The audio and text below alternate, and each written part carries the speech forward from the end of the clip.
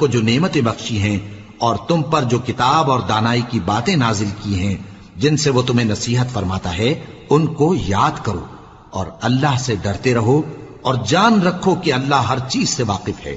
और जब तुम औरतों को तलाक दे चुको और उनकी इद्दत पूरी हो जाए तो उनको अपने शौहरों के साथ जब वो आपस में जायज तौर पर राजी हो जाएं, निकाह करने से मत रोको।